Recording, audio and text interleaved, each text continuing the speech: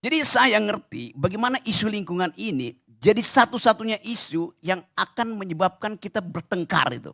Sebagai burning issue, isu yang membakar itu. Dalam kebakaran isu itu, tiba-tiba ada istilah-istilah green fashion segala macam itu. Yang saya sendiri nggak pernah dengar, saya ngajar 15 tahun soal environmental ethics. Tetapi saya bisa bayangkan misalnya Gibran lagi ketagihan istilah itu. Atau bahkan lagi kerasukan istilah itu. Saya belum sampai di situ tuh, karena itu akan ada ukurannya. Di mana inflasi itu terjadi nanti saya terangin berikutnya. Jadi ketagihan ini dari diskusi pertama, sebelum saya terusin, saya kasih dulu catatan kaki itu. Saya bukan pendukung dan bukan pemaki itu ya. Tapi apa gunanya mendengarkan pujian dari pendukung, gak ada gunanya. Sama gak ada gunanya mendengarkan cacian dari para pengkritik. Saya bukan pendukung, bukan pencaci, dan bukan pemuji itu. Saya mau kritik sesuatu itu. Pak Prabowo bertemu dengan saya berdebat. Terakhir betul Pak Prabowo fisiknya bagus. Kira-kira mungkin belum setahun lalu Pak Prabowo datang ke rumah. Saya bertetangga dengan Pak Prabowo, jaraknya cuma 500 meter. Dia turun ke tempat saya, ke pondokan saya. Pak Prabowo istana, saya pondokan tuh. Di Sentul dengan kemiringan kira-kira 40 sampai 60 derajat. Dia susah untuk turun tetapi dia bisa naik itu. Jadi fisiknya lumayan itu kan. Ya kita bicara banyak hal yang nggak mungkin saya kasih tahu pada Karni Ilyas. Tapi saya ngerti kenapa akhirnya orang ingin supaya atau secara negatif menganggap kenapa sih Prabowo yang masih sehat bugar itu mesti didampingi oleh seorang anak muda untuk mencitrakan bahwa ini adalah pewarisan kemudaan itu. Bisa kita jawab memang. Tetapi mungkin saya gak ada benar, dia curiga, enggak Pak Prabowo mungkin enggak menginginkan. Tetapi ada syarat-syarat tertentu yang terpaksa mesti dia terima itu. Semua ini ada indikasi, sama seperti kita lihat kenapa tiba-tiba Erick Thohir bikin forum yang harus mengucapkan dengan janji sekuat tenaga itu bahwa dia akan pro Prabowo dengan sendirinya orang tahu tuh. Apakah ada tekanan-tekanan psikologis kecil pada Erick Thohir, Junto pada Boy Thohir. Kan ini soalnya begitu tuh. Sama halnya saya menangkap sinyal kecil-kecil. Maman ini juru bicara Prabowo atau juru bicara Gibran atau juru bicara Gerindra. Kan kita bisa lihat kualitas mentalnya kan. Walaupun semua mau cari headline aja kan, gini. Demikian juga Daniel yang baru saya dapat buku dan teman-teman anak muda coba baca buku Daniel Simanjuntak Politik Pertahanan yang di dalamnya pasti ada masalah pertanahan.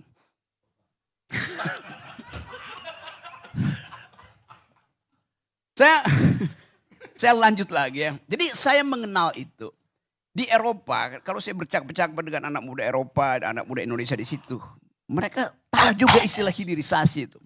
Tapi bagi mereka masalahnya bukan hilirisasi yang memang bersih sebagai energi ujungnya tuh.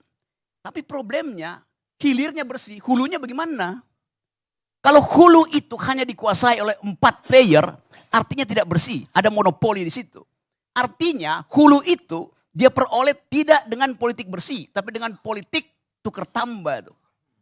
Soalnya kan nikel iya, tetapi di hulu itu hanya dikuasai 4 orang. Jadi proses memiliki hulu itu kotor. Itu soalnya bagi anak Eropa itu. Dan itu mereka akan nilai misalnya sama seperti mereka ini kopi dari mana? Kopi dari Aceh. Ya oke, kita mau tahu bukit di mana di Aceh yang Anda dapat itu. Anda tanam kopi itu setelah memotong pohon. Demikian rigidnya anak Eropa itu melihat itu. Dia akan ban dan dia akan pengaruhi partai buruh, partai hijau Eropa untuk menolak nikel, kayu, bahkan kopi kita di situ. Sawit apalagi. Jadi kalau kita bilang, iya memang gak ada deforestasi karena tutupan hijau kalau kita lihat dari drone yang mau dipakai Gibran untuk nyemprot itu. Padahal buat nyemprot setengah hektar gak perlu pakai drone kan.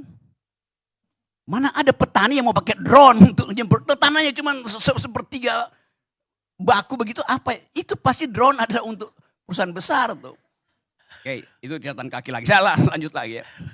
tutupan hijau kita dilihat dari ketinggian satelit itu memang Indonesia bertambah tutupan hijaunya tuh.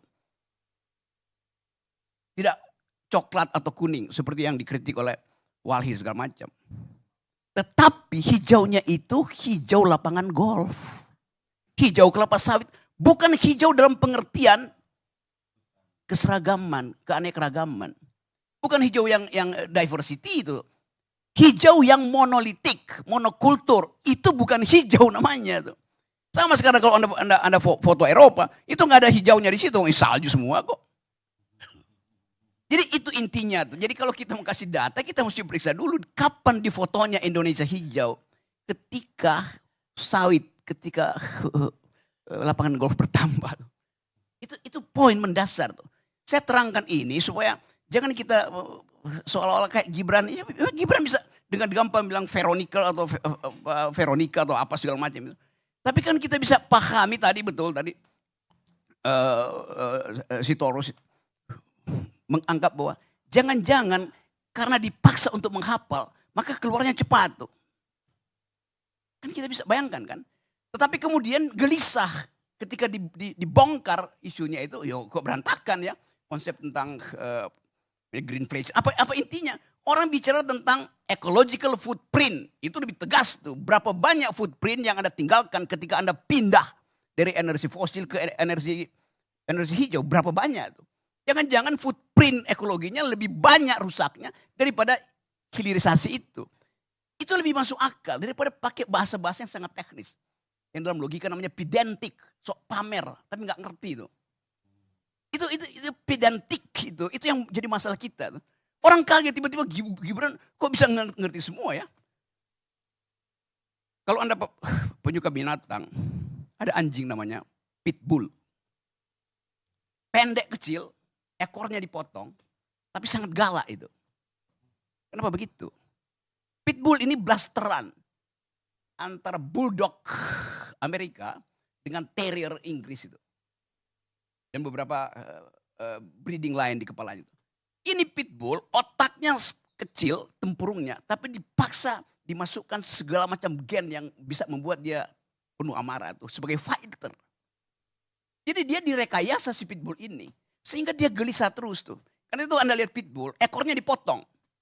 Karena ekornya itu gini-gini terus, dia senggol semua besi itu sakit terus, berdarah terus. Nah kita bisa bayangkan, makhluk yang dipaksa itu dia akan gelisah. Dia tidak pernah stabil itu kan. Saya mau terangkan itu sebagai soal biologi ya. Bukan soal macam-macam itu.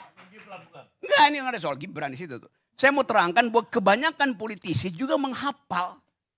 Karena itu waktu debat itu lancar. Begitu ketemu dengan BEM. Dari putbil jadi kucing got gitu. Jadi siapapun bisa berbohong di panggung debat. Itu soalnya tuh. Apalagi sok-sok pakai istilah itu. Itu yang saya mau terangkan. Kita kekurangan kemampuan untuk menapis logika seseorang. Baru setelah terucapkan baru bocor kemana-mana kan. Jadi sekali lagi kita mau ulangi sebetulnya. Masih ada debat ketiga dengan Pak. Debat kelima. Kita mau lihat apakah itu duel paradigma atau sekedar multiple choice lagi. Itu kita mau pamer itu kan. Kan kita malu orang jurnalis asing itu saya ketemu berhenti di Doha, datang wartawan Australia tanya, kok begitu ya Indonesia tuh berdebatnya kan. Ngeledek aja jadinya kan. Karena bagi mereka, loh ini debat apa? Debat itu harus ideologis. Nikel itu nikel yang sosialistis atau nikel yang kapitalis kan. Kan gampang itu kan. Jadi bukan debat istilah, technicalities itu. Ini saya kira supaya kita fair mengatakan bahwa ada bagian-bagian di dalam diri manusia Indonesia yang akhirnya dieksploitasi oleh keangkuhan, kerasukan, pamer secara intelektual, tapi miskin dalam metodologi itu. Berupaya untuk nerangkan bahwa saya paham-paham ini, tetapi dia nggak ngerti bahwa isu ekonomi itu selalu mesti ditempatkan dalam duel. Anda mau jadi negara sosialistis atau berkecenderungan kapitalistis. Dan terlihat Gibran masih pro yang kapitalistis sebetulnya. Padahal udah 2 tahun terakhir ini, monyet-monyet kapitalis yang suka berkumpul di Davos itu mulai meragukan ide tentang growth. Bagi mereka, bagaimana mungkin akan ada kemakmuran, keadilan kalau masih mengejar pertumbuhan, growth. Sekarang orang bicara tentang degrowth itu. Bukan karena kapitalismenya udah lumpuh, tetapi ada pletora baru. Tolong suruh Gibran cari apa artinya pletora. Pletora baru, di mana orang paham bahwa ini bukan sekedar nasib Indonesia versus nasib Jepang, bukan Prancis versus Amerika. Nasib planet, itu masalahnya tuh. Mestinya pertengkaran itu pertengkaran di tingkat planetar. Ini nasib planet, orang bicara begitu. Orang bicara lingkungan artinya bicara tentang nasib planet itu. Karena satu waktu mungkin bumi ini udah bosan dengan manusia. Kan gak mungkin dunia ini terus-menerus dihuni oleh manusia kan. Ada hak robot untuk tanya bagaimana cara bercinta ala manusia tuh. Karena dia cuma diajarin cara berpikir, tidak ada cara bercinta tuh. Satu waktu debat-debat di Indonesia mungkin separohnya adalah robot. Dan itu bisa terjadi sebelum 2029 itu bisa terjadi. Kita usul aja robot ke situ. Kenapa? Ya robot bisa saya kasih kartu PDIP, bisa saya kasih kartu Nasdem sebagai anggota. Kenapa? Evolusi mengatakan itu tuh. Itu akan terjadi. Sebagian dari kita sekarang menjadi robot. Setiap kali Anda buka handphone, Anda jadi robot di situ tuh. Anda dikendalikan emosi Anda oleh handphone Anda. Anda kendalikan handphone, Anda mengalami delirium, kebingungan psikologis. Karena Anda takut jangan handphone Anda dibaca oleh istrimu atau mantan pacarmu. Tiba-tiba ada nama lain masuk di situ kan. Terus dia sebut, oh kita senang ada G-Spot itu. Padahal ini dimaksud Gibran Spot kemarin tuh. Jadi lain lagi ceritanya kan. Jadi ini hal-hal yang buat saya, kita mau tuntun bangsa ini dengan pikiran. Itu aja tuh. Assalamualaikum warahmatullahi wabarakatuh.